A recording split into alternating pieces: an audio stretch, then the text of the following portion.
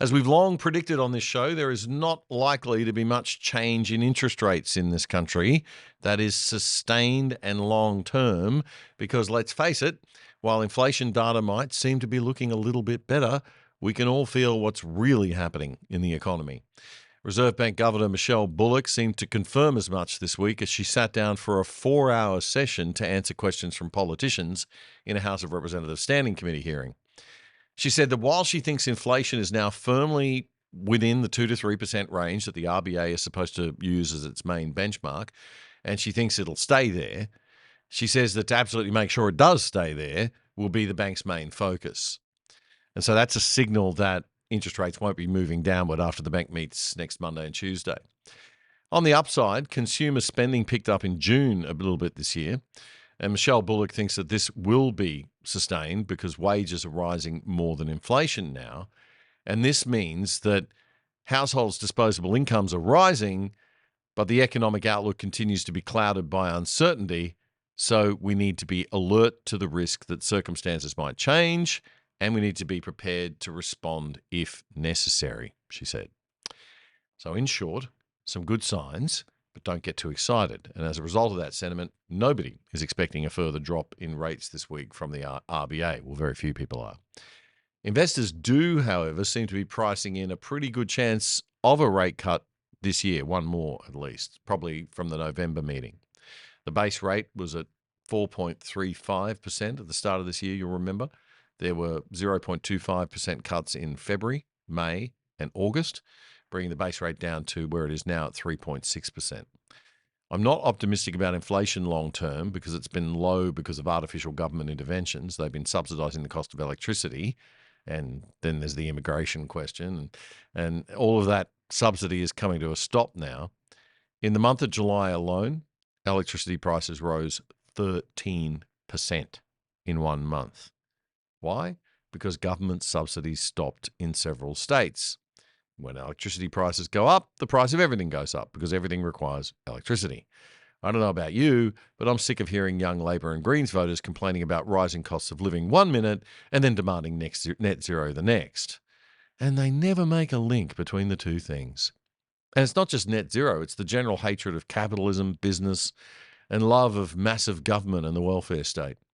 But no, it's cool. Keep on calling anyone who calls for more sensible energy policy a selfish right-winger and climate denier. Never mind the fact that there's actually quite a bit of science now that challenges the idea of climate change being primarily man-made, and never mind the reality that there's nothing that Australia can possibly do about it that'll have any impact whatsoever.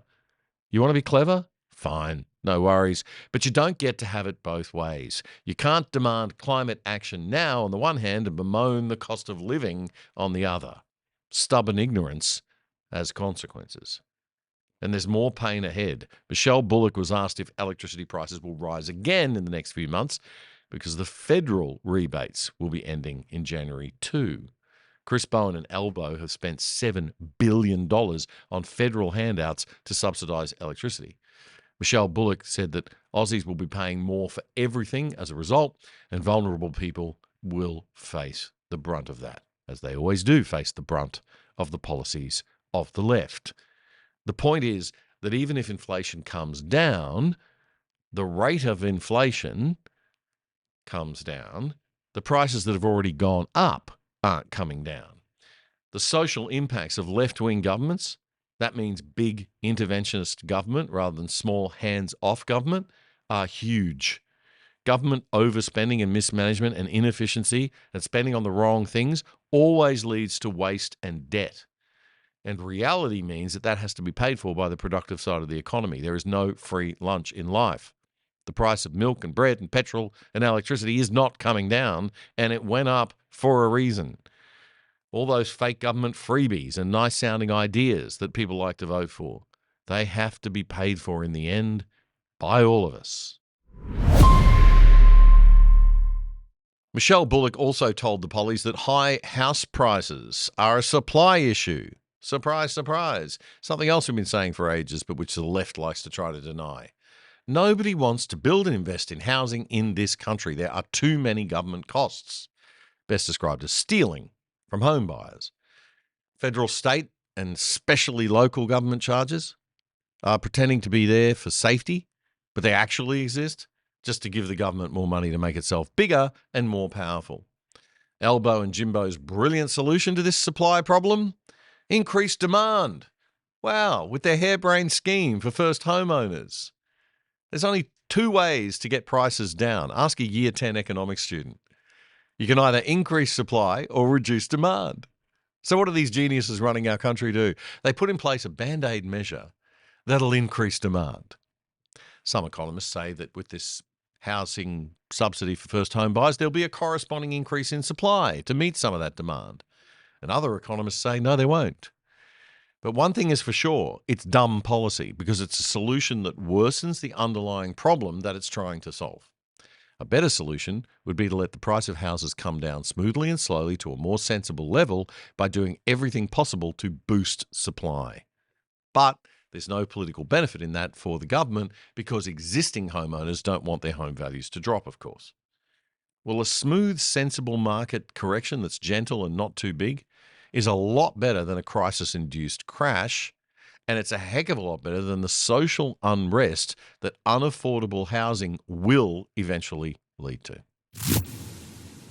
A cute little sideline note to all this, speaking of government bodies wasting money, the Reserve Bank itself has been renovating its offices in Sydney.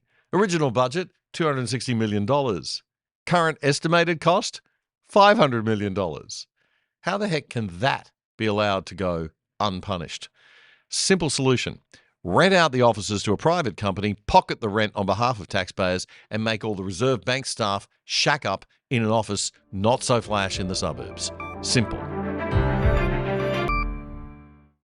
If you like The Other Side, one of the best ways you can support us is by signing up for the products of our sponsors. And one of our best sponsors is PIA VPN, the virtual private network that stops people spying on your internet activity. It'll keep you and your family truly safe from the prying eyes of big governments and corporations without slowing down your internet speeds. And you can watch Netflix or other streaming services using your regular accounts with them as if you're viewing from any country in the world. You can sign up for less than $3 a month and get a whopping 83% off the normal price. Just go to piavpn.com/otherside to sign up and you'll get the discount. And you'll get more info on those special deals if you check it out. That's piavpn.com/otherside. That was a segment clip from our weekly Friday night news show, The Other Side, which you can watch in full by simply going to YouTube and searching up The Other Side Australia. Then you'll find our full shows playlist. You can also find all of our full shows and our segments on our own website, othersidetv.com.au. That's othersidetv.com.au. Help us build a whole new Aussie media by joining us over there and joining up, signing up for the exclusive side.